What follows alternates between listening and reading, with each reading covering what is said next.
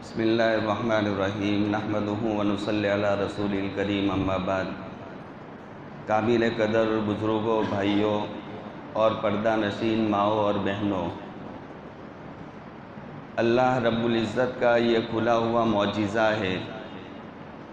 کہ اتنا بڑا قرآن کریم ان چھوٹے چھوٹے معصوم بچوں نے اپنے سینوں میں محفوظ کر لیا۔ یہ دوسری آسمانی کتابوں کے ساتھ میں یہ معاملہ نہیں تھا۔ مفسرین نے اس پر کلام کیا ہے تو لکھا کہ اللہ کے نبی علیہ الصلوۃ والسلام سے پہلے بہت سارے رسول آئے، بہت ساری آسمانی کتابیں آئی۔ محدثین نے لکھا ہے 104 آسمانی کتابیں آئیں۔ آپ نے پڑھا ہے دینی تعلیم الاسلام میں ہے کہ بڑی بڑی آسمانی کتابیں 4 ہیں، لیکن کل ملا کر کے آسمانی کتابیں 104 ہیں۔ وہ 104 آسمانی کتابیں، چھوٹے موٹے صحیفے، ان کا کوئی حافظ نہیں ہوا۔ مفسرین نے وضاحت فرمائی ہے کہ حضرت موسیٰ علیہ السلام، ان کے بڑے بھائی حضرت ہارون علیہ السلام اور حضرت یوشع علیہ السلام، حضرت عزیر علیہ السلام، یہ 4 شخصیتیں اور انبیاء اور رسول گزرے ہیں جو تورات کے حافظ تھے، اور ان کے علاوہ نام نہیں لکھا مفسرین نے جو آسمانی کتاب کا حافظ ہوا ہو۔ یہ قرآن کریم کا کھلا ہوا معجزہ ہے کہ 1-2 نہیں، سینکڑوں اللہ پاک نے حفاظ کو پیدا فرما دیے اپنے کلام پاک کی حفاظت کے لیے، اور اس کی وجہ یہ ہے کہ یہ اللہ کا کلام یہ آخری کلام ہے، اس کے بعد میں کوئی کلام نازل نہیں ہوگا، قیامت تک اس کو چلانا، اور یہ کتاب ہدایت ہے، لہذا اس کی حفاظت کی ذمہ داری خود اللہ تبارک و تعالیٰ نے اپنے ذمے لے رکھی ہے۔ اِنَّا نَحْنُ نَزَّلْنَا الذِّكْرَ وَإِنَّا لَهُ لَحَافِظُونَ۔ ہم نے ذکر کو اتارا۔ ذکر سے مراد ہے قرآن کریم کے الفاظ، ذکر سے مراد ہے قرآن کریم کی تفسیر اور اس کا معنی۔ ہم نے الفاظ کو بھی اتارا اور ہم نے اس کے معنی کو بھی اتارا۔ الفاظ اللہ کے نبی علیہ الصلوۃ والسلام پر حضرت جبرائیل لے کر کے آتے تھے اور باقاعدہ اللہ کے نبی علیہ السلام پر تلاوت کرتے تھے، اس لیے قرآن کریم کو کہا جاتا ہے وحی مطلوع، کہ یہ ایسی وحی ہے کہ جس کی تلاوت کی گئی، جبرائیل علیہ السلام آ کر کے پڑھتے، سناتے، تلاوت کرتے،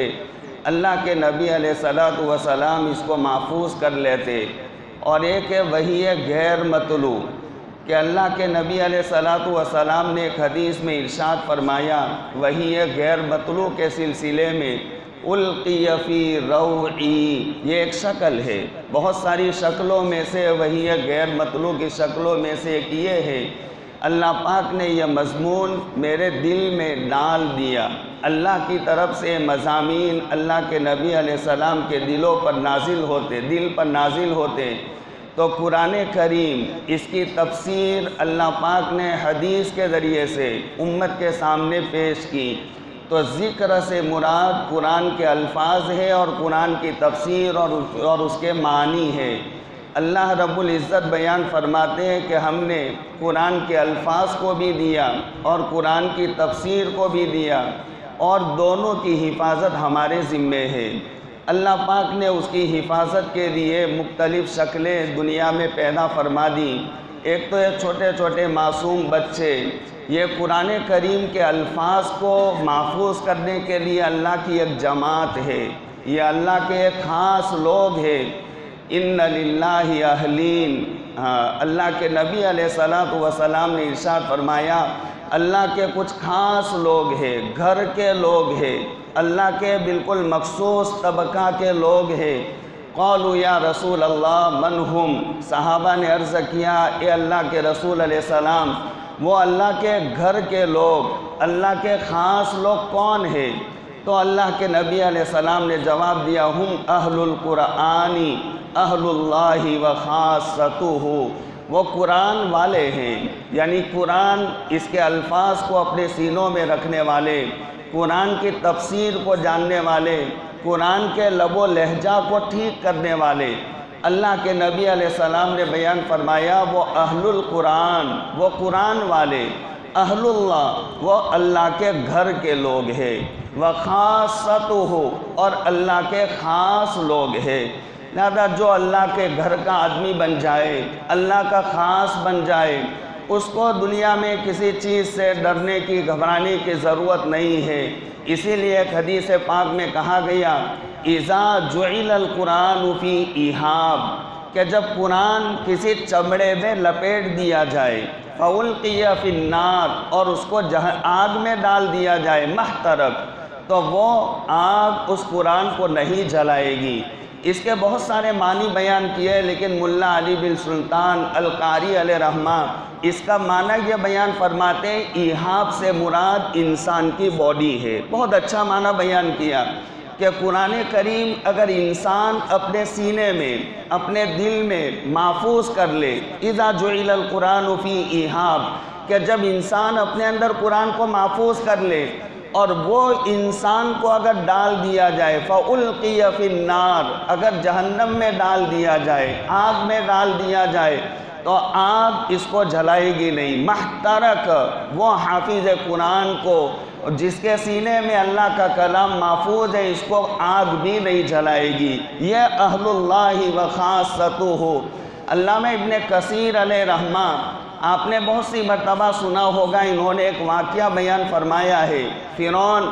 جو بہت بڑا طاقت والا، لشکر والا، ملک والا تھا، وہ فرعون نے لشکری اور ملک اور اپنے مال و دولت کے نشے میں آ کر کے انا ربکم الاعلیٰ کا دعویٰ کر لیا، اور اس نے اللہ کی بہت زیادہ، حد سے زیادہ نافرمانی کر لی۔ اللہ رب العزت بڑے حلیم ہے، اللہ رب العزت بہت بردبار ہے۔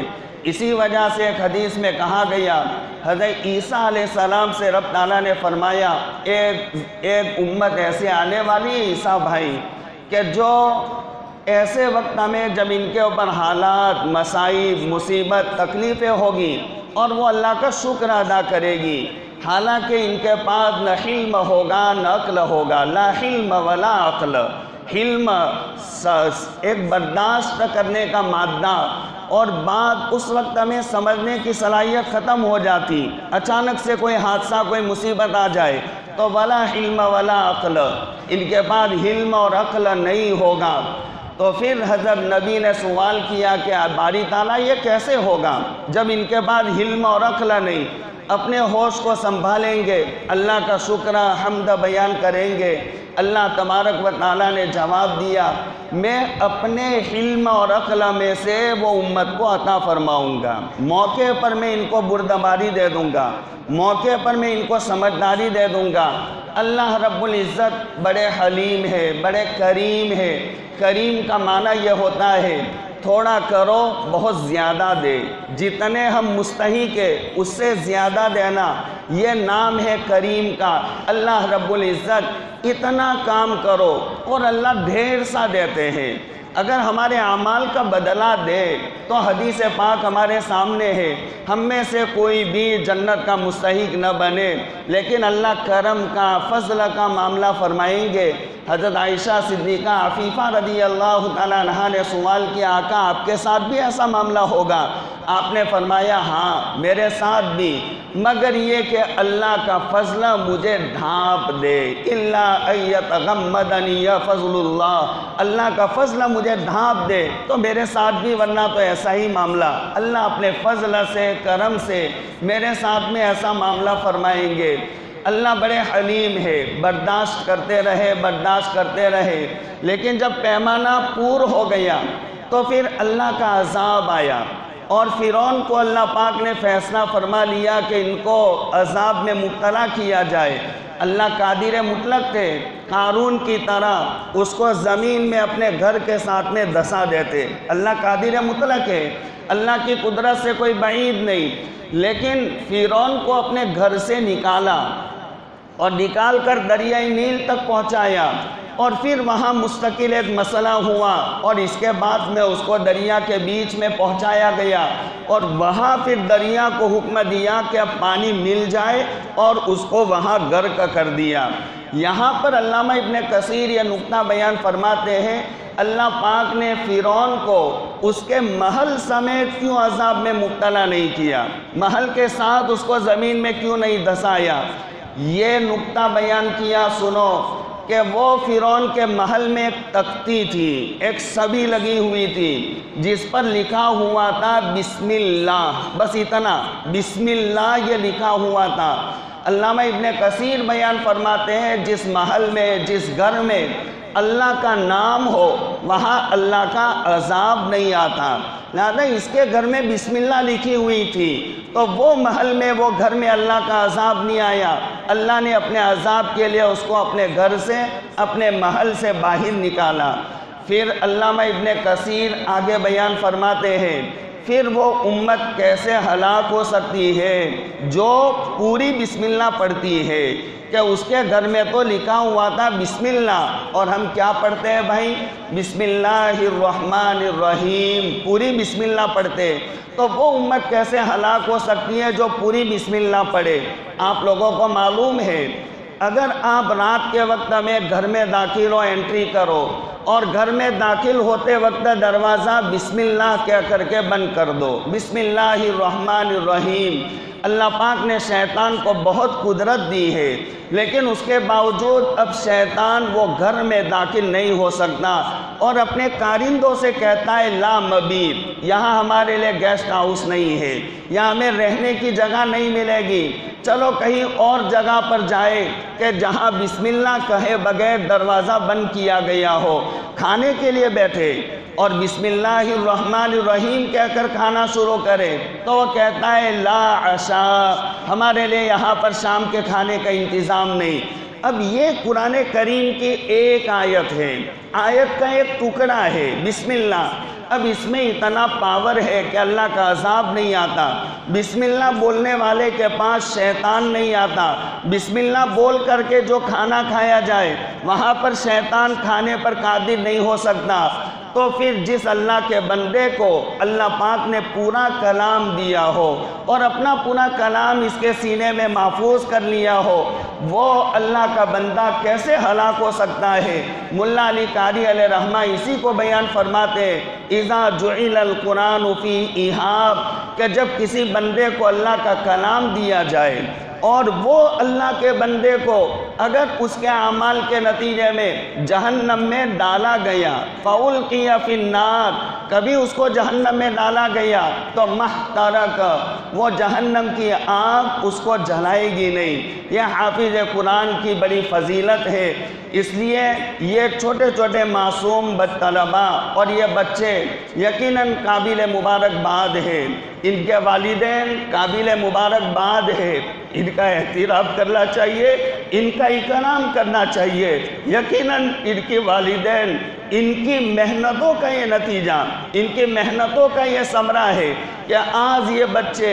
کئی سو کے مجمع کے بیچ میں اپنا کلام مکمل کر کے آج انہوں نے اپنے حفظ کی تکمیل کی ہے۔ یہ ان کے والدین کی اگر محنت نہ ہوتی، یہی بچے بڑے بڑے سمجھدار بچے، کوئی 8ویں کلاس میں، 10ویں کلاس میں، کوئی 12ویں کلاس میں ہوتا، لیکن انہوں نے دنیا کو ترجیح نہیں دی، اللہ کے کلام، اللہ کے دین کو ترجیح دی، اپنے بچے کو اللہ کی جماعت میں شامل کرنے کے لیے انہوں نے انتخاب کیا، پسند کیا۔ یقیناً ان کے والدین قابل مبارکباد ہے۔ ایک حدیث پاک میں کہا گیا اذا مات ابن آدم، اور ایک حدیث میں ہے اذا مات الانسان انقطع عنہ عملہ، جب انسان مر گیا تو جب زندہ تھا تو نمازیں پڑھتا تھا، اب اس کا رجسٹر بند ہو گیا، نماز پڑھنے کا ثواب نہیں ملے گا، قرآن کی تلاوت کرتا تھا بند ہو گئی، ثواب نہیں ملے گا، روزے رکھتا تھا ختم ہو گیا، روزوں کا ثواب نہیں ملے گا۔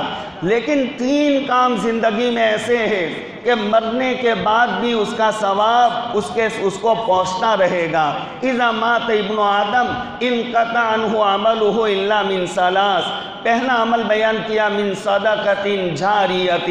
ایک ایسا صدقہ جو چلنے والا ہو، چلنے والا صدقہ، باقی رہنے والا صدقہ، کہیں اللہ کا گھر مسجد بن رہی ہے، وہاں اللہ کے گھر میں اگر کچھ پیسہ دے دیا، جب تک اللہ کا گھر باقی رہے گا، آباد رہے گا، سجدے ہوتے رہیں گے، قرآن کریم پڑھا جاتا رہے گا، وہاں تک اس کو ثواب ملتا رہے گا۔ اسی لیے ایک حدیث میں کہا گیا من بنا للہ مسجدن، اور اس سے ایک اور حدیث میں آپ کو سناؤ، حدیث میں من بنا للہ مسجدن کمفحص قطات بنى اللہ لہ بیتا فی الجنہ، جو مسجد بنائے قطات پرندے کے گھونسلے کے مانند۔ ایک قطات پرندہ ہے، محدثین نے اس کو بیان فرمایا ہے کہ ایسا ویسا پرندہ، وہ اپنا گھونسلہ بناتا ہے، زمین پر بیٹھتا ہے اور پروں کو یوں ہلاتا ہے اور گھڑا کر دیتا، اور اسی میں وہ اپنے انڈے دیتا ہے۔ تو اتنی مسجد بنائے، کمفحص قطات پرندے کے گھونسلے کے برابر اگر مسجد بنائے، اس کے بدلے میں بن اللہ لہ بیتا فی الجنہ، اللہ پاک جنت میں عالیشان محل بنائیں گے۔ کیا مطلب ہے؟ اتنی مسجد بنائیں گے تو اس میں تو ناک بھی نہیں رہے گی، اپنی پیشانی بھی نہیں رہے گی۔ اس کا مطلب یہ ہے مسجد اللہ کا گھر بنتا ہو، اپنے سے ہو سکے اتنا حصہ لے۔ ہاں، ایک نل دے سکتا ہے تو نل دے دے، اگر مسجد کے لیے ایک چٹائی دے سکتا ہے چٹائی دے دے، ایک مصلی دے دے، جتنا ہو سکے اتنا حصہ دے۔ تو یہ مطلب ہے کمفحص قطات، لہذا یہ ہے من صدقۃ جاریۃ۔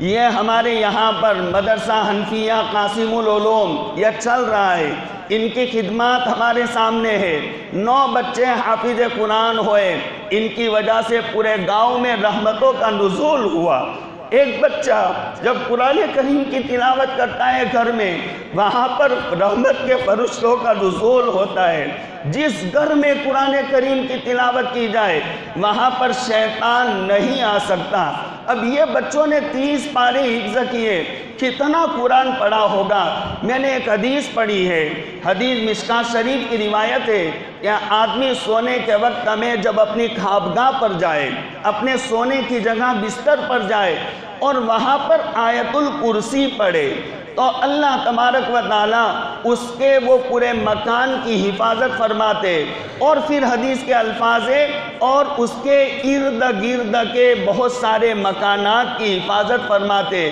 ایک آدمی آیت الکرسی محلہ میں پڑھے تو پورے محلہ کی حفاظت ہو جاتی ہے۔ یہ معصوم بچے ایک ایک سپارہ پڑھتے، 2 سپارے پڑھتے،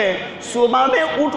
کے تہجد کے وقت میں پڑھتے، رات کو جب ان کی آنکھ کھلے تو فوراً ان کو اپنا پارہ اور سپارہ یاد آتا ہے۔ لہذا کتنی رحمتوں کا یہ نزول ہو رہا۔ یہ بچے جو حافظ قرآن بنے، یقیناً ان کے گھروں میں رحمت کے نزول کا یہ سبب ہے، اپنے گاؤں میں رحمتوں کے نازل ہونے کا سبب ہے۔ تو یہ بچے، یہی مدرسہ حنفیہ قاسم العلوم، اب اسی سے یہ بچے حافظ ہوئے۔ اب یہ اس کا نظام جو چل رہا، اس میں اگر آپ حصہ دیں گے، کچھ اپنی مدد کریں گے اور کچھ اپنی امداد کریں گے، اور جو سالیانہ متعین ہے اس سے زیادہ اگر آپ نے حوصلہ افزائی کر لی، تو یقیناً یہ من صدقۃ جاریۃ ہے، یہ چلنے والا صدقہ ہے۔ حضرت عبداللہ بن مبارک رحمہ اللہ تعالی، بہت بڑے جلیل القدر تابعی حضرت عبداللہ بن مبارک، ان کو محدثین نے لقب دیا ہے رکن اسلام کا۔ رکن اسلام کا مطلب یہ ہے کہ رکن جس سے کوئی چیز بنے، چائے اس کا رکن ہے، دودھ، شکر، پتی، یہ چائے کا رکن ہے۔ اگر دودھ اور شکر ہو تو یہ میٹھا دودھ بنے گا، چائے نہیں بنے گی، اور اگر شکر نہ ہو، دودھ پتی ڈالے تو بھی اس کو چائے نہیں کہتے۔ یہ 3 چیزیں ہو تو اس کو کہا جائے گا چائے۔ تو جس سے کوئی چیز بنے، اگر ان میں سے ایک چیز نہ رہے تو پھر وہ چیز میں جول پڑ جائے، کمی آ جائے۔ حضرت عبداللہ بن مبارک رحمۃ اللہ علیہ رکن اسلام تھے۔ ان کے آنے کی وجہ سے اسلام کو سہارا ملا، ٹیکا ملا، اسلام ایک مقام تک پہنچا، استیر ہوا۔ اگر عبداللہ بن مبارک نہ آتے تو اسلام میں جول پڑ جاتی۔ بڑے عجیب ان کے حالات بیان کیے ہیں۔ سالانہ انہوں نے 3 حصوں میں تقسیم کر دیا تھا۔ 4 ماہ وہ اللہ کے راستے میں جاتے، اور 4 ماہ وہ حج کے لیے جاتے، اور 4 ماہ وہ حدیث کی خدمت میں لگاتے۔ ان کے اساتذہ میں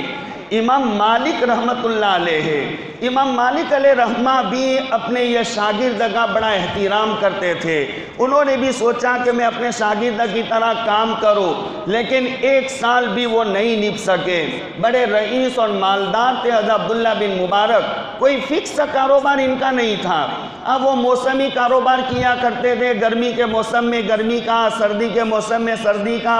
بارش کے موسم میں وہ موسمی کاروبار، لیکن اللہ بہت زیادہ ان کو مال دیتا تھا۔ بڑے رئیس، بڑے مالدار تھے۔ حضرت عبداللہ بن مبارک رحمت اللہ علیہ بیان فرماتے ہیں، اگر اللہ پاک نے تمہیں مال دیا ہے تو میں تمہیں خرچ کرنے کی جگہ بتاتا ہوں۔ خرچ کرنے کی 2 جگہ ہیں۔ ایک جگہ طلب علم ہے، جہاں پر بچے اپنا قرآن صحیح کرتے ہو، جہاں بچے حدیثیں پڑھتے ہو، جہاں فقہ پڑھتے ہو، یہ مکاتب میں، مدارس میں، ان حفظ کلاسوں میں اپنے پیسے دو، یہ صدقہ جاریہ ہے۔ چلے جاؤ گے لیکن جانے کے بعد میں یہ تمہارا 1 روپیہ۔ اسی لیے امام زین العابدین رضی اللہ تعالیٰ عنہ بہت بڑے سخی تھے۔ ان کی سخاوت، ان کے واقعات مشہور ہم سنتے ہیں۔ بیٹھے ہوتے اور کوئی آ کر کے اپنی ضرورت ان کے سامنے رکھنا، امام زین العابدین ان کا چہرہ ایک دم عجیب کیفیت میں ہو جاتا، اور مارے خوشی کے یہ جملہ کہتے، اے اللہ تیرا شکر ہے کہ تو نے میرا مال آخرت کی بینک میں ریزرو ہونے کے لیے ایک آدمی کو بھیج دیا۔ یہ مال اگر میں اپنے پاس رکھتا، کھاتا پیتا ضائع ہو جاتا، لیکن یہ آدمی آیا، میں نے اس کو دیا، یہ محفوظ ہو گیا، یہ ریزرو ہو گیا، آخرت میں جاؤں گا تو یہ مال مجھے ملے گا، لہذا یہ جو دیا جائے یہ تو محفوظ ہو جاتا، اور اگر ایسی جگہ پر دیا جائے جو صدقۃ جاریۃ ہو، کہ جو چلنے والا صدقہ، باقی رہنے والا صدقہ۔ لہذا حضرت عبداللہ بن مبارک فرماتے ہیں، مال دیا ہے طلب علم پر خرچ کرو، طالب علموں پر، یعنی طالب علموں کے لیے نظم و نسق کرو، تاکہ وہ اللہ کے علم کو، دین کو حاصل کر سکے، اور یہ دین، یہ شریعت، یہ علم یہ پھیلتا رہے، چلتا رہے۔ ایک جگہ یہ بیان کی، اور دوسری جگہ بیان کی اللہ پاک نے اگر مال دیا تو حاجیوں پر خرچ کرو۔ یہ 2 جگہ حضرت عبداللہ بن مبارک علیہ رحمہ نے بیان فرمائے، طالب علم اور حاجیوں پر اپنا مال خرچ کرو۔ تو حضرت عبداللہ بن مبارک نے مال خرچ کرنے کی یہ 2 جگہ بیان فرمائی۔ تو میں کہہ رہا تھا حدیث، اذا مات ابن آدم انقطع عنہ عملہ الا من 3، من صدقۃ جاریۃ، ایک چلنے والا صدقہ۔ آدمی مر جائے گا لیکن مرنے کے بعد بھی ایسی جگہ پر اس نے مال خرچ کیا، جب تک وہ اچھا کام باقی رہے گا اس کو ثواب ملتا رہے گا۔ او علم ينتفع به، اور دوسرا ایسا علم اس کے جانے کے بعد اس سے لوگ فائدہ اٹھائے۔ آپ کے گاؤں میں ہزاروں کی تعداد میں ہمارے محترم بڑے بھائی ان کے شاگرد ہوں گے، آپ کے گاؤں میں ان کے خدمات بالکل نمایاں ہے، دوسرے اساتذہ کے خدمات بالکل نمایاں ہے۔ یہ ہے علم ينتفع به۔ اگر یہ مکتب نہ ہوتا تو بچہ الف با تا نہ پڑھتا، آگے نہ بڑھتا، حفظ قرآن تک نہ پہنچتا، اور وہ حدیث اور فقہ کے سمجھنے کی اس میں صلاحیت پیدا نہ ہوتی۔ لہذا ان کی ابتدائی محنت کے نتیجے میں یہ وقت کا محدث بھی بنا، شیخ الحدیث بھی بنا، مفتی بھی بنا، بڑا عالم بنا، بڑا قاضی بنا۔ لہذا یہ ہے علم ينتفع به۔ یہ مدرسین حضرات اور یہ کتابیں لکھنے والے مؤلفین، مصنفین، شارحین، یہ حضرات کے کارنامے یہ علم ينتفع به ہے۔ ایسا علم ہے جس سے ان کے جانے کے بعد ہزاروں لوگوں کو نفع پہنچتا رہے گا، آدمی کے مرنے کے بعد بھی اس کا ثواب اس کو پہنچتا رہے گا۔ اور تیسرا عمل جس کے لیے میں نے یہ حدیث تلاوت کی ہے، او ولد صالح یدعو لہ، اور نیک اولاد جو اس کے جانے کے بعد اس کے لیے دعا کرتی رہے۔ محدثین نے یہ نکتہ لکھا ہے کہ یہاں حدیث پاک میں یدعو لہ کہ اس کے لیے دعا کرے، یہ قید اس وجہ سے ہے کہ نیک اولاد ہوگی تو یقیناً وہ اپنے والدین کے لیے دعا کرے گی، اپنے والدین کو یاد رکھے گی کہ یہ انہی کا صلہ، انہی کا ثمرہ، انہی کا نتیجہ کہ میرے والد نے میرے اوپر محنت کی، میں حافظ بنا، عالم بنا۔ اگر محنت نہ کرتا تو میں بھی ایک عام انسان کی طرح انسان آوارہ ہوتا۔ لہذا وہ نیک اولاد والدین کے لیے دعا کرے گی، لیکن اگر دعا نہ بھی کرے تو اس کی صلاح، اس کی نیکی، یہ اس کا ثواب اس کے ماں باپ کو پہنچتا رہے گا، اس لیے کہ ان کو نیک بنانے میں ان کے والدین کا حصہ ہے۔ اگر والدین چاہتے تو یہ اولاد کو اسکولوں میں ڈالتے اور یہ انگریز بنا دیتے، اگرچہ یہ نہیں ہے کہ اسکول پڑھنا برا ہے، دینداری کے ساتھ میں اگر پڑھا جائے کوئی برا نہیں ہے، اپنے ایمان اور اسلام کی حفاظت کے ساتھ پڑھا جائے کوئی برا نہیں ہے، وقت کی ضرورت ہے، وقت کا تقاضا ہے، اس میں بھی کچھ افراد تیار ہونے چاہیے، لیکن اس کے پیچھے ایسا مشغول کر دیا کہ بس دین سے بالکل غافل۔ ہمارے ساتھ میں بیٹھنے والے ان کے بچے کو 4 سال کا بچہ ہے اور اس کو انہوں نے KG میں بٹھا دیا، بات میں بات ہوئی تو پھر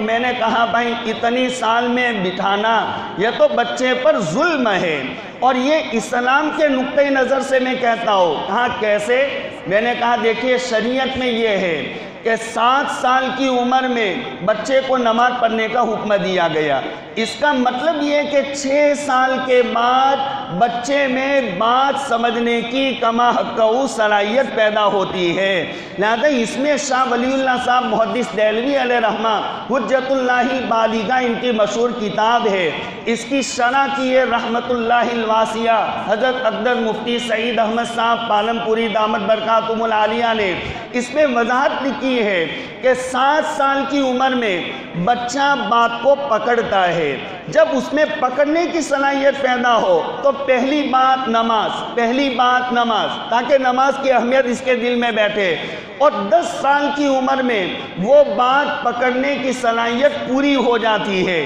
لہذا اس نے کہا کہ 10 سال کی عمر میں وہ اگر نماز نہ پڑھے تو ذرا تنبیہ کرو، ہاں اس پر سختی کرو، یہ نماز چھوڑنے پر اس کے لیے ذرا پاس پرسی کیا کرو تاکہ وہ نماز کا عادی بنے۔ تو 7 سال سے پہلے تو شریعت بھی بچے کو آزاد رکھتی ہے کہ بھئی اس کو اچھلنے دو، کودنے دو، اور 4 سال کی عمر میں آپ نے بچے کو بٹھا دیا، یہ اچھا انجینئر نہیں بنے گا، ہاں اچھا ڈاکٹر نہیں بنے گا۔ آپ کو اچھا انجینئر ڈاکٹر بنانا تو 6 سال کے بعد اس کو اسکول میں داخلہ کرواؤ۔ اب یہ میں نے کہا کہ بھئی آپ نے اس کو بھیج دیا، اب اس کے مدرسے کا کیا؟ ان کا جواب سنو، وہ کہنے لگے کہ وہ چلہ 4 مہینے میں جا کر کے وہ نماز سیکھ لے گا۔ اللہ، اب یہ دیکھیے دین کے ساتھ میں معاملہ، چلہ 4 مہینہ جا کر کے وہ نماز کو سیکھ لے گا، اور ابھی یہ دنیاوی تعلیم ضروری، اس قدر یہ دنیاوی تعلیم میں اپنی اولاد کو لگانا،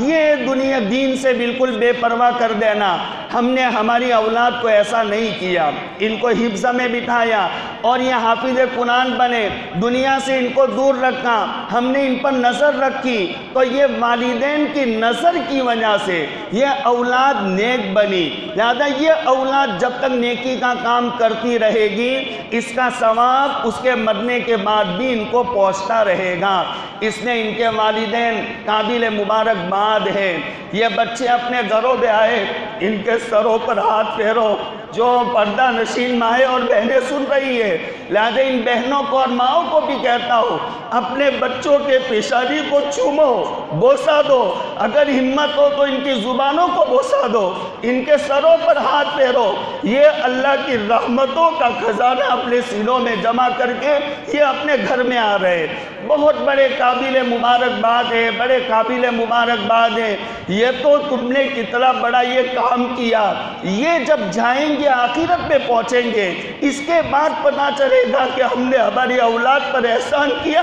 ان پر احسان نہیں کیا، ہم نے اپنی ذاتوں پر احسان کیا، ہم نے اپنے پر احسان کیا۔ جب پتہ چلے گا، جب آخرت کا میدان حشر قائم ہوگا، اس لیے یہ اولاد ان کا اکرام کیا کرو۔ حدیث پاک میں اللہ کے نبی علیہ السلام کا فرمان ہے، اکرموا حملۃ القرآن، جو قرآن کا حافظ ہو اس کا اکرام کرو۔ اکرموا حملۃ القرآن، جو عالم دین ہو اس کا اکرام کرو۔ اکرموا حملۃ القرآن، جو مفسر قرآن ہو اس کا اکرام کرو۔ اکرموا حملۃ القرآن، جو قرآن کے لب و لہجہ کو ٹھیک کرنے والا قاری ہو اس کا اکرام کرو۔ اکرموا حملۃ القرآن، جس کو قرآن کے ساتھ میں مناسبت ہے، یا اس کے الفاظ کے ساتھ، اس کے لب و لہجہ کے ساتھ، اس کے معنی اور تفسیر کے ساتھ، لہذا اس کا اکرام کرو۔ کیوں؟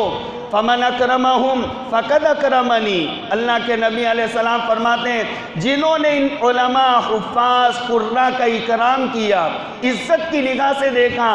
ان کا احترام کیا، گویا کہ اس نے میرا احترام کیا۔ کیوں؟ کہ یہ حامل قرآن کا احترام کرنا دین کی نسبت پر ہے، اور وہ دین کی حفاظت، اشاعت اور بقا کے لیے اللہ کے نبی علیہ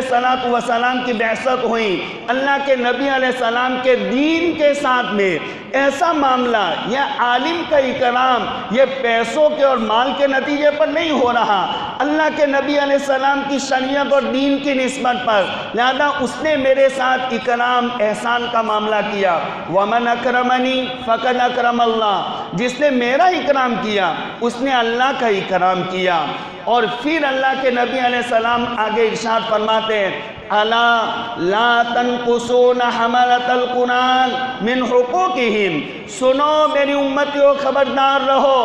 ان حاملین قرآن کے حقوق کو ضائع مت کرنا، ان علماء کے حقوق کو ضائع مت کرنا، ان حفاظ کے حقوق کو ضائع مت کرنا۔ الا لا تنقصون حملۃ القرآن حقوقہم، ان کے حقوق کو ضائع مت کرنا۔ جو مدرسین ہیں، جو دین کی خدمت انجام دینے والے، ان کی ضروریات کا انتظام کرو۔ یہ کمیٹی والوں سے کہا گیا، متولی حضرات سے کہا گیا، مدرسوں کے ذمہ داروں اور محتمین حضرات سے کہا گیا،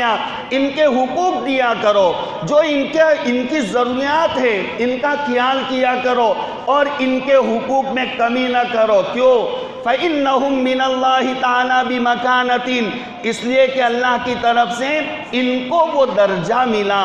ان حافظ قرآن کو، ان عالم کو، مفسر کو، قاری کو وہ درجہ ملا اللہ کی طرف سے۔ قَادَ أَن يَكُونَ حَمَلَةُ الْقُرْآنِ أَنْبِيَاءَ، قریب ہے کہ یہ قرآن والے نبی ہوتے، یہ درجہ ہے نبوت والا درجہ، لیکن فرق اتنا ہے اِلَّا اللَّهُ يُوحَىٰ إِلَيْهِمْ، کہ ان پر وحی آیا کرتی تھی، ان پر وحی نہیں آتی، ورنہ یہ علماء اور انبیاء۔ اسی لیے بعض علماء، بڑے بڑے علماء اور مفسرین نے لکھا ہے کہ وہ علماء میں سے بعض علماء یہ رسولوں کے نائب ہوتے ہیں، اور بعض علماء یہ نبیوں کے نائب ہوتے ہیں۔ رسول جیسے عالمی ہوا کرتا، اللہ بعضوں سے ایسا کام لیتے، ہمارے سامنے ایسے نمونے موجود ہیں، عالمی اللہ تبارک و تعالیٰ ان سے کام لیتے۔ کبھی کوئی نبی اپنے علاقے اور خطے کے لیے، شہر کے لیے، گاؤں کے لیے، اللہ کسی عالم سے، مدرس سے اپنے گاؤں کی ذمہ داری سے سنبھالتا ہے،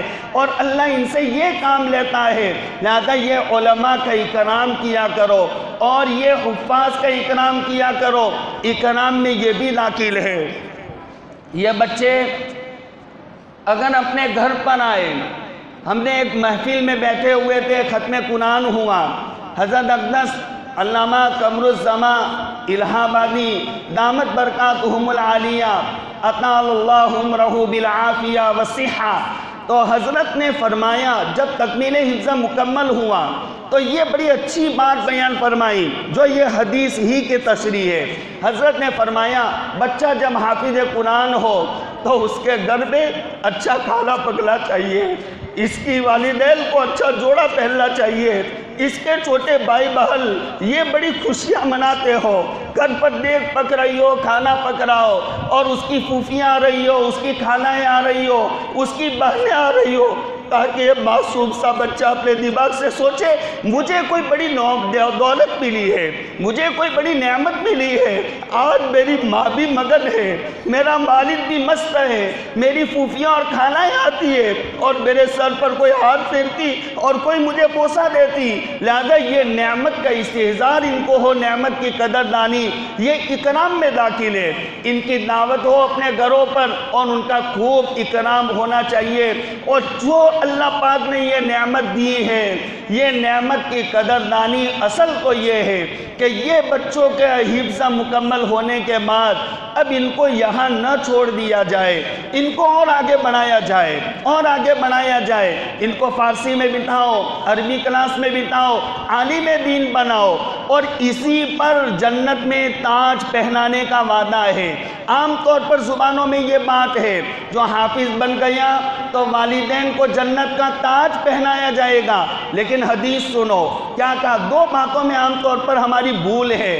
ہم سمجھتے ہیں کہ حافظ سے کہا جائے گا کہ بھائی قرآن پڑھ اور آخری آیت جنت میں تیرا ٹھکانہ ہوگا۔ یہ حدیث سنتا میں سچ کہتا ہوں کہ میں حافظ قرآن نہیں، لیکن مجھے افسوس ہوتا کہ یہ حافظ قرآن ان کے لیے فضیلت، اور ایسے بہت سارے اللہ کے ولی ہیں جو حافظ قرآن، شاہ انور کشمیری علیہ رحمہ، مقام جانتے ہیں ہم، لیکن زندگی پر حافظ نہیں بن سکے۔ ان کی تو عجیب و غریب وجہ تھی، جب الحمدللہ رب العالمین تلاوت کرتے تو وہاں علم کے سمندر میں ایسے کھو جاتے کہ گھنٹوں اس کی تفسیر میں لگے رہتے کہ آگے کی آیت ہی نہ چلتی۔ تو یہ تو شاہ صاحب کا مسئلہ، حافظ نہیں بن سکے۔ لہذا ایک حافظ جو عامل نہیں ہے، ان کی زندگی دینی نہیں، اور شاہ صاحب کو دیکھو بہت سارے صحابہ کرام حفاظ نہیں ہے، لہذا وہ صحابہ کے مقام کو دیکھو، بہت سے تابعین حافظ نہیں ہے، لہذا حافظ کو کہا جائے گا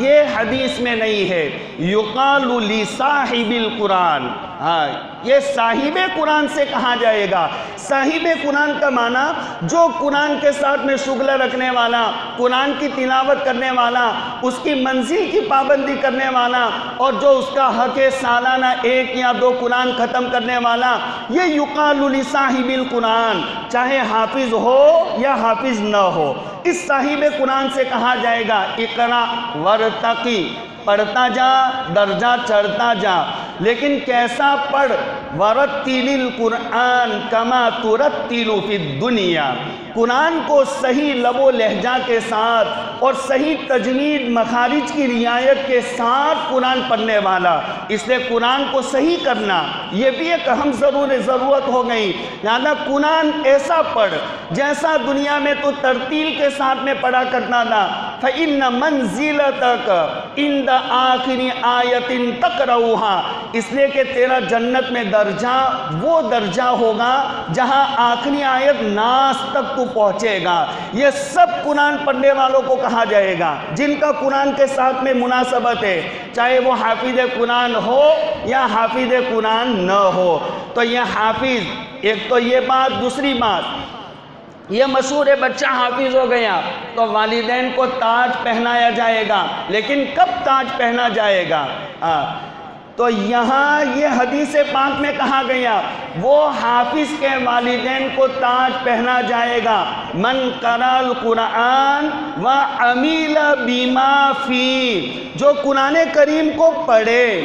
چاہے زبانی پڑھے حفظ کرے یا زبانی نہیں، حافظ نہیں بنایا لیکن بچے کو عالم بنایا، اس پر یہ فضیلت ہے۔ جو قرآن کریم پر عمل کرنے والا، البس والداہ تاجا یوم القیامہ، تو ایسے والدین کو قیامت کے دن تاج پہنایا جائے گا کہ جن کے بچے قرآن کے مطابق اپنی عملی زندگی بنانے والے ہو۔ خالی حفظ پر یہ فضیلت نہیں ہے، اپنی جگہ پر فضیلت کوئی معمولی نعمت نہیں ہے، لیکن جو سمجھا جا رہا ہے بچہ حافظ ہو گیا تو والدین کو تاج نہیں، حافظ بناؤ، عالم بناؤ، اور ان کی زندگی عملی زندگی بناؤ، اس کے بعد اس کے والدین کو تاج پہنایا جائے گا۔ من قرأ القرآن وعمل بما فی البس تاجا یوم القیامہ ضوءہ احسن من ضوء الشمس فی بیوت الدنیا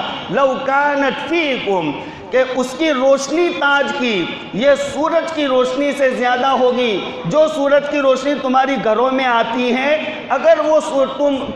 سورج کی روشنی تمہارے گھروں میں آوے تو وہ جیسی روشنی ہوتی ہے، جیسے ابھی یہ اجالا ہے، ابھی اندھیرا ہو اور لائٹ نہ ہو تو ایک دوسرے کا ہاتھ بھی نظر نہیں آئے گا، ہم ایک دوسرے کو جو دیکھ سکتے یہی سورج کی روشنی کے نتیجے میں، لہذا ایسا تاج پہنا جائے گا۔ پھر آگے کہا فَمَا ظَنُّكُمْ بِالَّذِي عَمِلَ بِهَا، پھر وہ عالم کا کیا مقام ہوگا کہ جو عالم خود اپنی عملی زندگی قرآن کے مطابق بنائے کہ اس کے نتیجے میں والدین کو ایسا تاج پہنایا جائے گا، تو وہ عالم جو عالم اپنی زندگی عمل کے قرآن کے مطابق بنائے اس کا کیا مقام، اس کو حدیث میں کہا گیا اس کو تم سوچ نہیں سکتے۔ فَمَا ظَنُّكُمْ بِالَّذِي عَمِلَ بِهَا، تمہارا کیا گمان ہے، ارے کیا سوچ سکتے ہو اس کے بارے میں کہ وہ آدمی جو خود قرآن پڑھے اور قرآن کے مطابق اپنی عملی زندگی بنائے، اس نے اصل بات یہ ہے بچوں کو حفظ کرا دیا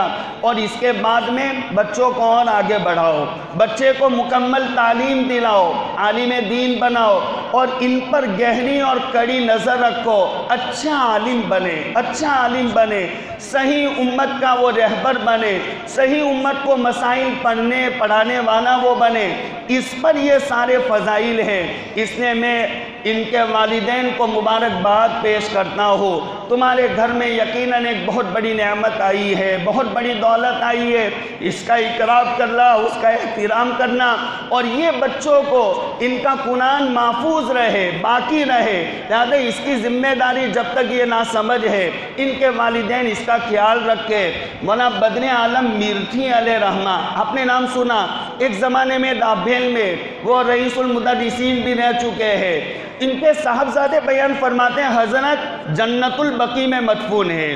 اب یہاں جنت البقیع میں بہت سارے جو وہاں پر گئے ہوں گے جانتے ہوں گے کہ وہاں تو ہزاروں کی تعداد میں جنازے آتے ہیں، لہذا قبرستان میں ایک قبر کو 2، 4، 5 مہینے میں کھولنا پڑتا ہے اور پھر اس کے بعد دوسرے آدمی کو اس میں دفن کیا گیا، ایک ایک قبر میں کئی سوئے ہوئے۔ اب یہ مجبوری ہے، اتنی جگہ نہیں ہے، 1-2 مرتبہ نہیں، تقریباً جہاں تک میرا حافظہ ساتھ دیتا ہے میں نے پڑھا کہ 6 مرتبہ حضرت کے مزار کو کھولا گیا، 6 مرتبہ ایسے ہی نکلے جیسے آج دفن کیے گئے ہو۔ ان کے صاحبزادے مدینہ منورہ رہتے ہیں، انہوں نے بیان کیا کہ والد صاحب کا کوئی خاص عمل تو ہمیں یاد نہیں، عام جیسے اکابرین کے عمل تھے، لیکن ایک خاص عمل ہم نے یہ دیکھا کہ جو سنتے کہ حافظ قرآن ہیں تو اس حافظ قرآن کے سامنے کبھی اپنے پاؤں نہیں پھیلاتے تھے۔ اب دیکھیے جو حافظ قرآن جس کے سینے میں قرآن ہے اس کے سامنے پاؤں نہ پھیلانا، اس پر اللہ پاک نے یہ نعمت کو باقی رکھا، میرے قرآن کا احترام کیا، تیرے مجسمہ کا ہم احترام کریں گے، شاید قیامت تک حضرت کا مجسمہ ان کی باڈی یہ محفوظ رہے ایسی۔ تو یہ قرآن کریم کا احترام ہے۔ ان کے والدین سے ہماری درخواست ہے، ان کے ماؤں سے ہماری درخواست ہے اور کہ ان بچوں کی بہترین تربیت کرو، ان کو اور آگے بڑھاؤ اور ان کو عالم دین بناؤ، یہاں تک ان کو موقوف نہ کر دو۔ بڑے مقام، بڑے فضائل بیان کیے حامل قرآن کے۔ ایک حدیث میں کہا گیا حملۃ القرآن اولیاء اللہ، جو عالم حافظ ہے اللہ کا دوست بن جاتا ہے، اللہ کا دوست۔ فمن والاہم فقد وال اللہ، جنہوں نے ان سے دوستی کی اللہ ان سے دوستی کرے گا۔ ہاں اس نے بیچ میں ایک بات یہ بھی کہہ دیتا ہوں، دیکھیے عالم ہوا کرتا ہے، حامل قرآن ہوا کرتا ہے، کسی عالم کے بارے میں دل میں بدگمانی نہ رکھا کریں۔ ہم یہ جانے اول تو کہ اللہ کے نبی علیہ السلام کی جو سنت ہے سب سے بڑی سنت ہے، وہ سنت کیا ہے؟ آپ نے حضرت انس رضی اللہ تعالیٰ عنہ جو آپ کے 10 سال کے خادم ہیں، 10 سال کی عمر کے تھے، آقا مدینہ منورہ گئے، زادہ اللہ عظمتا و شرفا، تو تو پھر ان کی والدہ محترمہ حضرت ام سلیم رضی اللہ تعالیٰ عنہ، جو اللہ کے نبی علیہ السلام سے دودھ کے رشتے کے اعتبار سے محرم عورتوں میں سے تھی، رضاعت کے رشتے کے اعتبار سے، وہ اپنے بچے انس کو لے کر آئیں اور کہا آقا یہ آپ کا بچہ آپ کے پاس رہے گا، آپ کی خدمت کرے گا۔ 10 سال خدمت کی اور 10 سال اور 20 سال کی عمر تھی، اللہ کے نبی علیہ السلام کا وصال ہو گیا اور انس بھائی کی عمر 10-20 سال کی اس وقت میں تھی۔ آپ نے اپنے خادم ہونے کے ناطے بعد نصیحتیں وصیتیں فرمائی۔ ایک مرتبہ فرمایا یا بنی، اے پیارے منع، اے بچے، یا بنی، اے پیارے منع، پیارے بچے۔ اس سے ایک بات تو یہ سمجھ میں آئی، محدثین بیان فرماتے ہیں جب آپ کوئی بات بیان کریں، آپ وعظ کریں، کسی کو کوئی نصیحت کی بات کریں،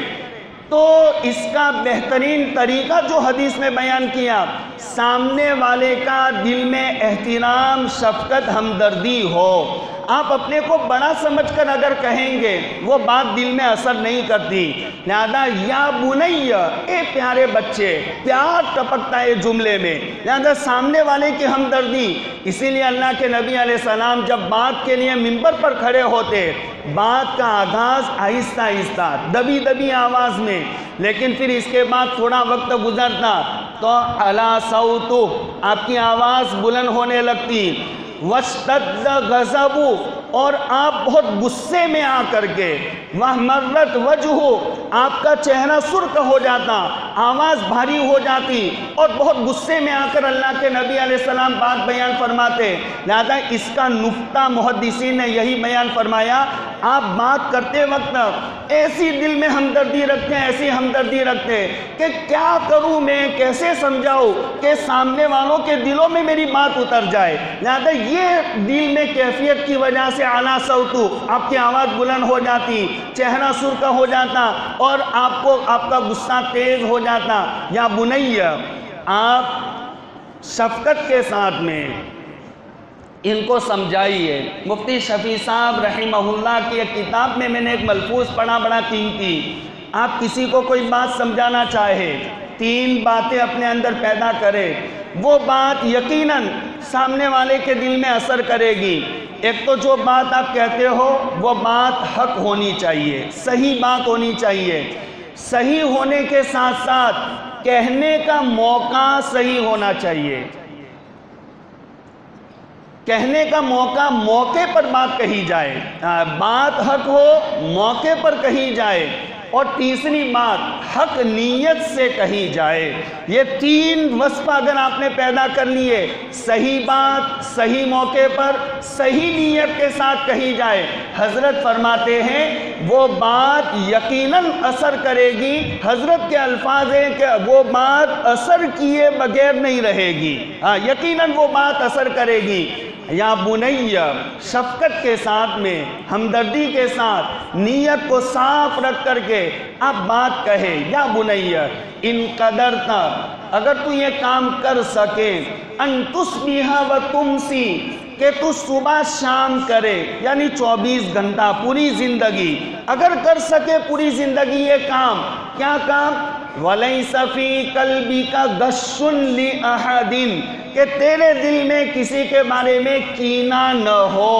ایسا اگر تو کر سکے کہ تیرے دل میں کسی کے بارے میں کینہ نہ ہو، فَفْعَلْ، تو یہ کام کرو، حکم دیا حضرت انس کو، اپنے دل کو صاف رکھو۔ اور یہ اپنے خادم خاص کو آقا کی نصیحت ہے، اور آقا نے بیان فرمایا صحابی انس بھائی، یہ خالی میرے بول نہیں ہے، خالی بول والے کے بول اثر نہیں کرتے، آپ نے فرمایا وَذَلِكَ مِن سُنَّتِي، یہ میرا بھی طریقہ ہے کہ میں اپنے دل کو اپنے صحابہ کے بارے میں صاف رکھا کرتا ہوں۔ اسی لیے آقا نے ایک مرتبہ بیان فرمایا صحابہ کو کہ صحابہ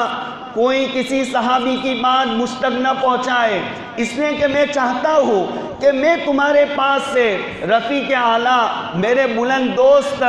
اللہ کے پاس میں پہنچوں تو ایسی حالت میں پہنچوں کہ میرا سینہ ہر ایک کے بارے میں صاف ہو۔ لہذا آپ اپنے دل کو امت کے بارے میں صاف رکھنا چاہتے تھے، آپ نے یہی بیان فرمایا وَذَلِكَ مِن سُنَّتِي، یہ میرا طریقہ ہے، میں خود اس پر عمل کرتا ہوں، تمہیں کہتا ہوں وَمَنْ أَحَبَّ سُنَّتِي فَقَدْ أَحَبَّنِي، جو مجھ سے محبت کرے، میرے طریقے سے محبت کرے گا، وہ مجھ سے محبت کرنے والا وَمَنْ أَحَبَّنِي كَانَ مَعِي فِي الْجَنَّةِ، اور جو مجھ سے محبت کرے گا میرے ساتھ ساتھ جنت میں وہ جائے گا۔ وَلَا تَحَاسَدُوا وَلَا تَبَاغَضُوا وَلَا تَدَابَرُوا وَكُونُوا عِبَادَ اللَّهِ إِخْوَانًا، ارے دلوں میں میل مت رکھو، کوئی آئے تو اپنے منہ کو نہ پھراؤ اور اپنے دلوں میں حسد جھلن کو نہ رکھا کرو، اللہ کے بندے ہو، بھائی بھائی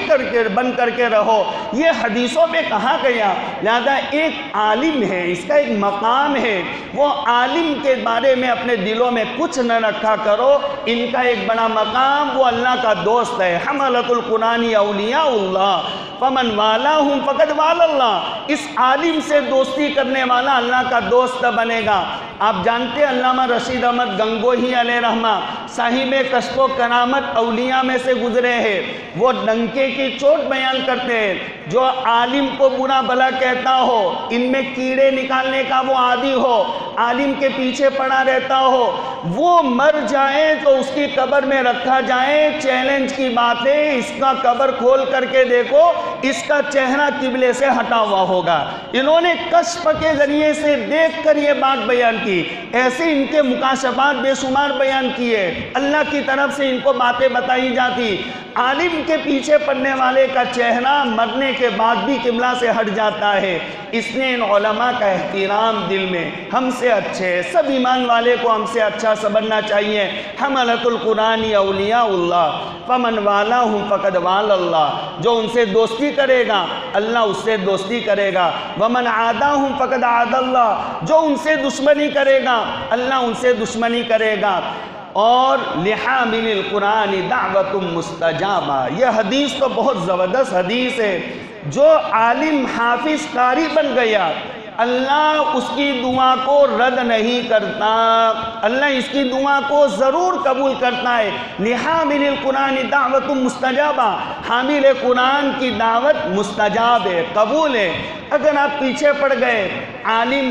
متحمل مزاج ہوتا ہے، برداشت کرنے کا مادہ ہوتا ہے، جلدی سے اپنی زبان نہیں کھولتا، اللہ کے نبی علیہ السلام کی سیرت کو وہ پڑھنے والا، آپ کی وہ حدیث سامنے رہتی ہے انما بعثت معلما، ارے میں تو معلم بنا کر بھیجا گیا، میرا کام ہے تعلیم دینا، سیکھنا سکھانا، مسئلے بتانا۔ وانما بعثت لاتمم مکارم الاخلاق، میری بعثت اس لیے ہوئی کہ میں لوگوں میں اچھے اخلاق بھر دو، اور یہ سچا نبی کا وارث ہے عالم، لہذا یہ بھی سوچے گا میرا کام ہے تعلیم اور لوگوں میں اچھے اخلاق پیدا کرنا، لہذا میں ہی بد اخلاقی کروں گا، بد دعا دوں گا، تو وہ صحیح سیرت اپنانے والا نہیں ہوگا، یہ بد دعا نہیں دے گا۔ لیکن کبھی کوئی معیار پورا ہو جاتا ہے تو حضرت نوح علیہ السلام نے بھی کہا تھا رب لا تذر علی الارض من الکافرین دیارا، 950 سال تک 1050 سال کی عمر ملی تھی حضرت نوح علیہ السلام کو، ان میں ان کے نبوت کا زمانہ 950 سال، لہذا 950 سال محنت کرتے رہے اور 3 پیڑیوں پر اور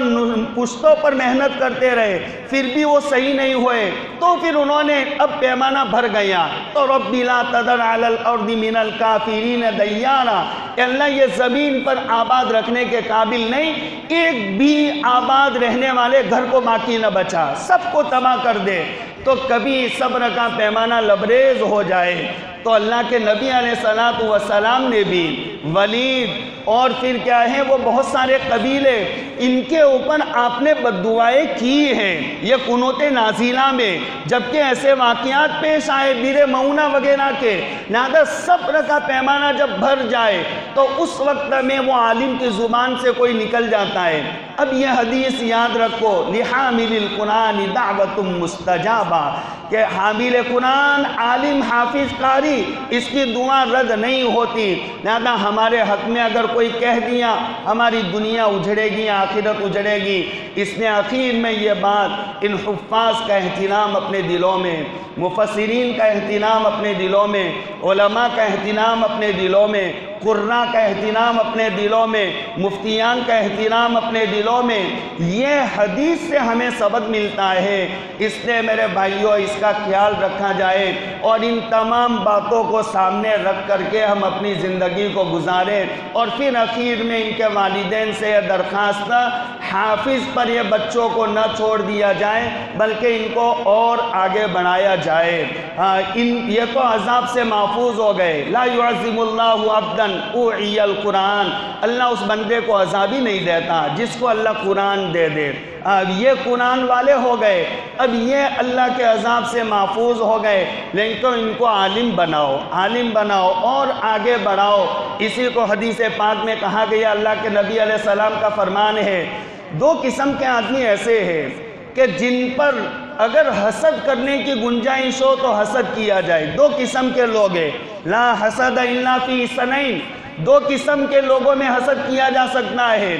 ان میں سے ایک آدمی کون سا ہے؟ الا رجل آتاہ اللہ مالا فسلطہ علی ہلکتہ، اللہ نے مال دیا اور مال کو صحیح راستے میں خرچ کرنے کی توفیق بھی دی، لہذا اس پر رشک کرو کہ یہ قابل رشک آدمی ہے، مال دیا، مال کو صحیح جگہ خرچ بھی کرتا ہے، عیاشی میں گناہ کے کاموں میں وہ خرچ نہیں کرتا۔ اور دوسرا رجل آتاہ اللہ الحکمہ، اللہ نے علم دیا، فہو یقضی بہا ویعلمها الناس، کہ اس کے ذریعے سے وہ شریعت کو، علم کو، حکمت کو سامنے رکھ کر کے فیصلے کرے اور لوگوں کو وہ دین کی باتیں سکھلائے۔ اس نے ان کو اور آگے بڑھاؤ۔ قاری طیب صاحب علیہ رحمہ نے بس ایک حدیث بیان کر دو، بات پوری کر دو، انعام کی تیاری ہو رہی ہے۔ قاری طیب صاحب رحمت اللہ علیہ نے وہ حدیث ہم نے کسی حدیث کی کتاب میں نہیں دیکھی، حضرت قاری صاحب کی کتاب میں ہم نے دیکھی ہے حدیث۔ قاری صاحب نے ایک بہت اچھی حدیث بیان کی، قاری طیب صاحب علیہ رحمہ وہ بیان فرماتے کل میدان محشر قائم ہوگا، اور وہ میدان محشر میں اللہ کی طرف سے اچانک اعلان ہوگا، ارے جتنے نابینا لوگ ہیں مجمع میں وہ سارے کے سارے کھڑے ہو جاؤ۔ اب لاکھوں کروڑوں کی تعداد میں جو آنکھوں سے معذور نابینا ہے وہ کھڑے ہو جائیں گے، اور پھر اللہ پاک ایک نبی کو کھڑا کریں گے، حضرت شعیب علیہ السلام، جو حضرت شعیب علیہ السلام اخیر عمر میں نابینا ہو گئے تھے۔ حضرت شعیب علیہ السلام کو سفید ریشمی کپڑے کا جھنڈا دیا جائے گا اور کہا جائے گا یہ جماعت کے تم امیر ہو اور جاؤ تمام بغیر حساب کتاب کے جنت میں چلے جاؤ، یہ اللہ کی طرف سے فیصلہ ہوگا۔ حدیث میں ہے، اللہ کے نبی علیہ السلام بیان فرماتے، حدیث قدسی ہے، آپ پر اللہ تعالیٰ فرماتے ہیں جس بندے کو میں اس کی دو پیاری چیزیں، کریم چیزیں، پیاری چیزیں آنکھوں کی آزمائش میں ڈالتا ہو تو جنت کے سوا کسی بدلے پر میں راضی نہیں ہونے کا۔ اتنی بڑی اس کو کیا ہے نعمت سے دنیا میں محروم رکھا، آخرت میں اس کو ضرور بدلہ ملے گا وہ جنت کا۔ یہ حدیث سنیے، لہذا یہ سب کو جنت میں، تو علماء کرام بیچ میں آ جائیں گے اور وہ علماء اللہ تعالیٰ سے کہیں گے یا اللہ کا نمائندہ فرشتہ اس سے کہیں گے اور کہیں گے باری تعالیٰ آپ نے ان کو جنت میں جانے کا فیصلہ سنا دیا اور ہم کو یہاں میدان محشر میں تپتا چھوڑ دیا، حالانکہ یہ لوگ دنیا میں جو صابر بنے، شاکر بنے ہماری باتوں کی وجہ سے، ہم نے ان کو نصیحتیں کی، حدیثیں سنائی، لہذا اس کے نتیجے میں یہ صبر کرنے والے۔ بیچ میں ایک بات، ہم پالمپور میں گئے تھے احمدی مسجد میں، وہاں سے پروگرام کے بعد میں نکلے، ایک بڑے میاں سفید ریش تھے، تو پھر وہاں وہ ذمہ دار تھے، نام یاد نہیں، انہوں نے شفیع بھائی غالباً تھے، انہوں نے کہا کہ مفتی صاحب ان سے ملو۔ اب وہ ملا بھی ان سے، بہت بڑی عمر کے، اور کہا یہ نابینا ہے لیکن ماشاءاللہ نماز کے پابند ہے۔ اب اس پر مجھے جو ایک دو حدیثیں اس وقت یاد آئی تو میں نے ان کو سنائی تو بہت خوش ہو گئے، اپنے آنکھوں میں آنسو جیسا انہوں نے بھر دیا اور کہا کہ مفتی صاحب بہت ٹھوکریں کھائیں اور بہت سارے زخم بھی لگے اور بہت ساری جگہ پر میں ٹکرایا اور دل میں تمنا تھی کہ یہ اللہ نعمت ہمیں دے دے، لیکن اب تو کبھی دعا نہیں کروں گا۔ یہ ایک دو حدیثیں سنی تو کہا اب تو کبھی دعا، بڑھاپے میں ہم آنکھیں لے کر کیا کہیے، بس اللہ ہم کو جنت دے دے گا اور جنت میں وہ ساری نعمتوں کا ہم نظارہ کریں گے۔ تو وہ علماء بیچ میں آ جائیں گے، تو پھر وہ علماء کہیں گے اللہ تعالیٰ سے باری تعالیٰ ہمارے نتیجے میں صابر بنے تھے، اللہ توجہ نہیں کریں گے کہ جاؤ بھائی جاؤ تم جنت میں جاؤ، شعیب بھائی لے کر چلے جاؤ۔ اب سب کو لے کر جائیں گے،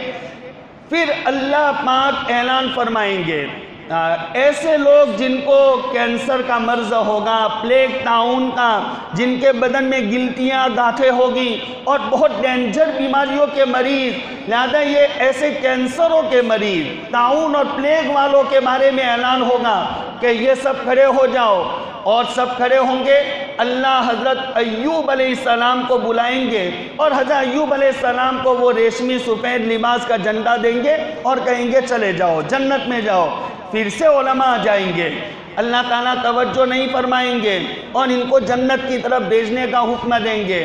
پھر اس کے بعد اللہ تعالیٰ ان علماء کی طرف متوجہ ہوں گے اور علماء سے کہیں گے ارے اللہ کے بندو تم تو میرے اہل کے لوگ ہو، میرے خاص لوگ ہو، دنیا میں تم نے زندگی پر یہ محنت کی، اللہ کے بندوں کو جہنم سے نکالنے کی، بچوں کو پڑھنے کی، پڑھانے کی، اور تم نے لوگوں کو سمجھا کر کے جہنم سے ان کو بچایا، زندگی پر یہ محنت کرتے رہے، لوگوں کا فکر کرتے رہے، ابھی آخرت میں اور میدان حشر میں آ کر کے وہ اپنا مشن، اپنی تحریک بھول گئے۔ اگر تم اپنی جنت لے کر کے بیٹھ جاؤ گے تو یہ میدان حشر کھچا کھچ پڑا ہوا ہی، میرے بندوں کا کیا ہوگا؟ جاؤ ان میرے بندوں میں گھسو، تمہاری مرضی، اتنوں کی سفارش کر کے ان کو جنت میں لے جاؤ، جہنم سے بچاؤ۔ یہ علماء کرام کا مقام ہے کہ ان کو میدان حشر میں کھلی چھوٹ دی جائے گی، جاؤ دنیا میں جیسے تم امت کا فکر کرتے تھے، آج یہ گنہگار جو میدان حشر میں کھڑے، ان میں جا کر کے تم ان کو ایک ایک کو نکالو، جتنے نکال سکتے ہو، اور سب کو جہنم سے بچا کر جنت میں انٹری کرواؤ۔ یہ علماء کا مقام ہے، اس لیے ان بچوں کو آخر تک بڑھاؤ، پڑھاؤ، ان کو اچھے عالم بناؤ۔ مدرسوں کی تعطیلات ہونے والی ہے، اپنے بچوں پر نظریں بھی کڑی رکھو۔ اکثر ہم کہا کرتے ہیں اپنے بچوں کو شک کی نگاہ سے دیکھا کرو، اپنے بچوں کو ولی نہ سمجھا کرو۔ بچوں کو ولی سمجھنے والا یہ بچوں کو بگاڑنے والا ہوتا ہے۔ اپنی جوان بچی ہے، جوان بچہ ہے تو شک کی نگاہ سے دیکھو، رات کو دیر سے یہ بچی آتی ہے تو یہ کہاں گئی، وہ کبھی گھر میں فون کرتی ہو تو وہ کہاں کرتی ہے، وہ فون میں اگر بچی فون کرے، سمجھدار باپ اور ماں یہ اس کے ہاتھوں کے اشارے سے، اس کے ہونٹوں کی حرکت سے وہ سمجھ جاتا ہے کہ وہ بچی کہاں بات کر رہی ہے۔ یہ اپنی اولاد پر نظر رکھو اور ان کو شک کی نگاہ سے دیکھا کرو اور ان کی صحیح تربیت کیا کرو۔ یہ والدین کی ذمہ داری ہے، کلکم رائن وکلکم مسئول عن رعیتہ،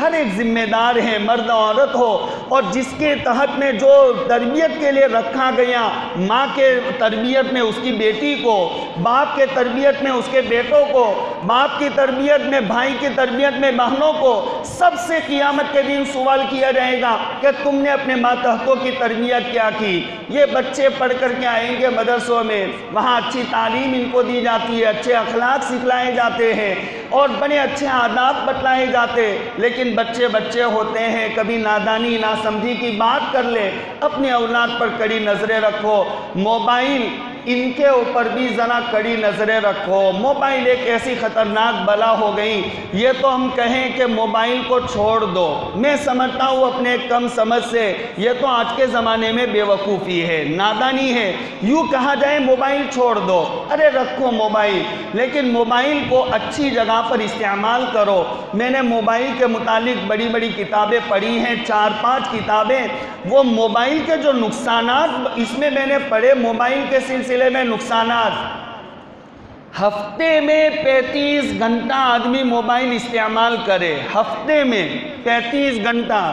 تو کوئی گارنٹی نہیں وہ موبائل استعمال کرنے والے کی آنکھوں پر کب حملہ ہو، ہارٹ پر کب حملہ ہو، اس کے گردوں پر کب حملہ ہو، دماغ پر کب حملہ ہو، اس کی آنتیں کب خراب ہو جائے، کوئی گارنٹی نہیں۔ ہفتے میں 35 گھنٹہ میں اکثر کہا کرتا ہوں کہ اپنا نوجوان آپ دیکھو، پورے دن 24 گھنٹے میں 26 گھنٹہ موبائل استعمال کرتا، لہذا کیا حال ہوگا۔ ایک عورت جو اپنی پیٹ میں امید سے ہو اور وہ سائنسدان نے لکھا کہ وہ اس کے پیٹ میں بچہ پل رہا اور وہ موبائل دیکھنے کی عادی بن جائے تو اس کی شعاعیں اتنی خطرناک ہے کہ پیٹ میں پلنے والے بچے پر یہ اثر ہوگا کہ وہ بچہ یا تو ہاتھ سے معذور پیدا ہوگا یا پاؤں سے معذور پیدا ہوگا، اور یہ نہیں ہوگا تو کم سے کم دماغ کے اعتبار سے وہ 25-30% کم ہوگا۔ یہ ایسی خطرناک شعاعیں، اس کے نقصانات جو میرے سامنے ہیں۔